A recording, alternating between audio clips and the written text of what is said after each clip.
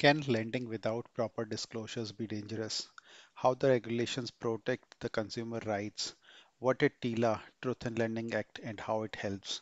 This video shall give an idea on these topics. Let's get started.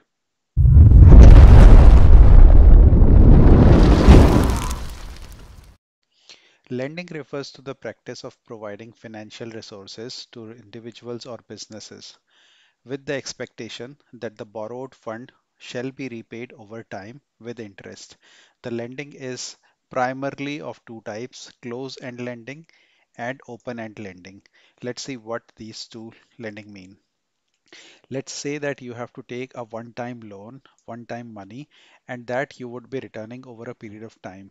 This kind of arrangement where one-time money arrangement is made, the lending arrangement of one-time money is done for a specific purpose and which is repaid in equal installments over predetermined period is called closed-end lending. So mortgage loans. So for example, mortgage, home mortgage, you get a specific amount of money and which has to be paid within a specific amount of time. Same goes for auto loan, personal loans, student loans, where the amount is predetermined and the tenure is also predetermined and it has to be paid on equal installments over a period of time. Let's say the lender provides you a limit. There is a X amount of money which is always available to you. So if you spend, let's say 500 out of X, then the amount of money available is X minus 500. So here there is a revolving credit. You always have X amount of credit minus whatever you have already spent out of that X. So this kind of revolving credit is also called open-end credit. So it provides borrowers with the pre-approved credit limit that they can use repeatedly up to that limit. So they can use how much? They can always use up to X amount. And then when they have repaid X, then they have again the same credit of X available for again for their use. So borrowers have the flexibility to borrow, repay and borrow again as long as they stay within their credit limits. So what are the example? Credit cards, line of credit accounts, home equity line of credit accounts. So these are some of the examples of open-end credit.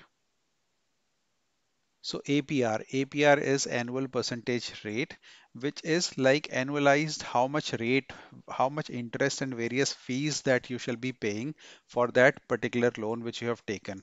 So it is an annual percentage and it is not same as interest charge. Why? Because there are some fees also which is applied.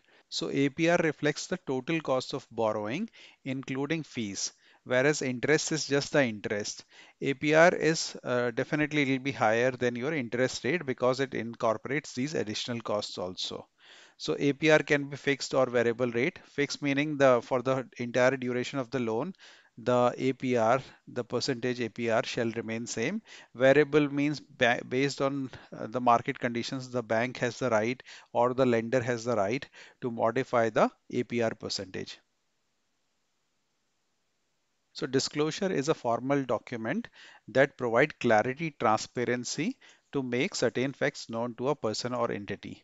The purpose of disclosure is to ensure that relevant information is conveyed accurately and all parties involved have a clear understanding of the situation. So now we have understood some of the key terms which are important here. Let's see what is unfair lending practices. So if in case somebody has taken a loan and the loan terms are not very clear to the person who has taken a loan, or the contact information if he wants to connect with the lender and he does not have clearly defined contact information, or the disclosures are not sent in time, or they are not legible, they are very complex, they are not documented properly, or if at all there is a rescission means canceling the loan without penalty, that right is there. If that right is there and it is not shared, so these are some of the unfair lending practices. So how to avoid these unfair lending practices, how to ensure that the customer or the loan taker is always safe and he's made aware of the different terms and conditions which are applicable for the loan. So Truth in Lending Act is a federal law that was enacted to promote informed use of consumer credit by requiring lenders to disclose key terms and costs associated with loans and credit transactions to borrowers. So, which means that they would be given all the disclosures, all the key terms, costs involved, everything shall be known to the borrowers.